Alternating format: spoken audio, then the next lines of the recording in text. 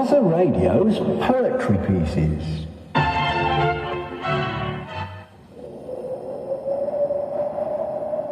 It's time for something spooky. Well, you know of ghosts, vampires, witches and all that stuff, but I bet you haven't heard of the cannibal witches. My granny came to live with us quite a few years ago. She had a bit of a fetish to keep the place clean, you know. She bought a broom from the market and kept it nearby the sink. We didn't have a broom cupboard. There wasn't much space, I think. I'm going to tell you a story that still makes my toes curl. I promise it isn't too gory. I dare you to give it a whirl.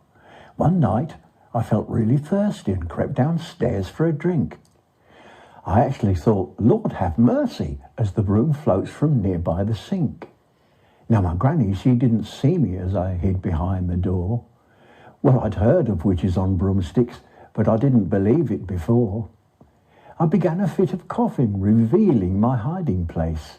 I was showing no signs of stopping, so there's Granny and me face to face. She said, "What do you think you're doing?" My heart started pounding with fright. Little boy, she said, should be tucked up in bed, not roaming this time of night. Well, now you've discovered my secret, I must ask you to tell no one else. Promise me you will keep it if you know what's good for your health. I told her that I would do as she asked, and I'm really shaking inside. She said, "You're a good kid to do as I bid. Would you like to go for a ride?" With a waggling finger, she opened the door and didn't even unlock it. I quickly put on my hat and coat and pulled gloves from out of a pocket. She said, "Hold on tight." We flew into the night, the stars in the night sky gleaming. It felt like a roller coaster ride. I thought that I must be dreaming. A little while later, more witches appear and flew along all around us, talking and laughing with Granny, saying they're mighty glad that they'd found us. Some time passed, and at last it seemed like we were descending. Then there we all stood within a wood. I wondered what was impending. We'd landed in a clearing. I could see 13 witches in all. But what is that I was hearing? I'm scared and felt really small. The witches stood in a circle, but they put me in the centre. The noise they made was a groaning sound, and I wished I could stop this adventure. One of them waggled a finger, and there appeared a table, a cauldron, some dinner plates with knives and forks, and a ladle. Another one stepped towards me and said, "Take off your clothes, my dear. You're going to be a lot warmer soon, so you will not need them here." I shouted, "Oh, Granny, please help me." But she stood there and laughed in my face. She said, "I'm not really your granny, you fool. We ate her, and I took her place." When there is a problem I can't resolve and find myself in a predicament, all the worries seem to dissolve when sucking on a peppermint. I happened to find one in my coat and slowly began to devour it. The lovely sweet warmth at the back of the throat, I'm surprised that they were allowing it. Then I realised they had watering eyes and started to cough and splutter. "He's eating a peppermint, let's get away," one of the witches then stutter. "It must be like vampires with garlic," I chuckled to myself, and then I choked and swallowed it and thought, that's not good for my health. In the confusion, I seized my moment and ran to grab a broom. I didn't think it would work for me, but I shot up towards the moon. Trying to pilot a broomstick is really scary stuff.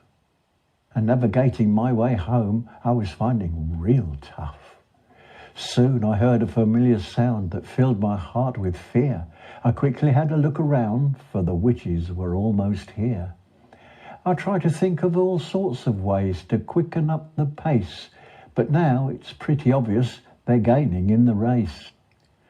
Then, from out of nowhere, they circle me around. One roughly knocks me off the broom and I'm falling towards the ground. Well, there's no doubt about it, I'm now as good as dead.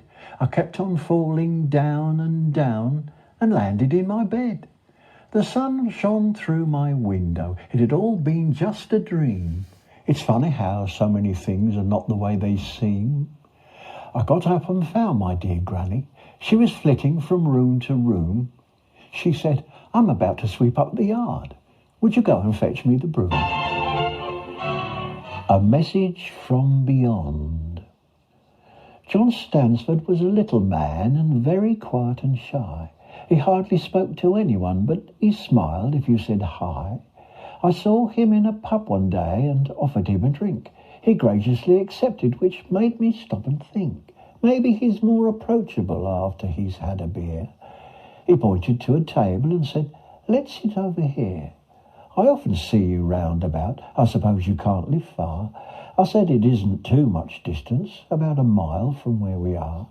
He said, "I'm somehow drawn to you. It must be your pleasant face." I guess I looked uncomfortable, fidgeting in my space. "Don't get me wrong," he laughed. "I'm not trying to make a pass. Oh no, my friend, far from it. But I do have something to ask. Do you believe in the spiritual, of things from beyond the grave?" I went to open up my mouth to speak, but he gave a dismissive wave. He said, "I had a message that you'd come in here today." I wanted to get out my seat and quickly run away. He delved deep in his pocket and pulled out a drawing book. "Before you go all dismissive, would you please just take a look? I'm a spiritual artist and a medium combined." As he flicked through the pages, he said, "Please have an open mind." He found the page he wanted and laid the book out flat. He said, "If you could help me, please, just take a look at that." I hesitantly leaned over and gazed down at the pad, and there, smiling back at me, was a picture of my dad. He'd got his portrait perfect to the mole upon his chin. I stumbled to the bar to get some more drinks in. I took the drinks back over and sat down in my spot. My legs, they felt all shaky. I thought I'd lost the plot. "That's a picture of my dad," I said. "You have him to a T." "He says he has a message." Well, it's much more like a plea. "My son, when you leave here today, don't go your usual route. There's going to be an incident, and it's you that he will shoot." I quickly guzzled down my drink and said, "Mate, you're a freak," and hurried out the pub before he could even speak. I was caught in a blind panic and went my usual way. That's how, my friend, I ended up in hospital that day.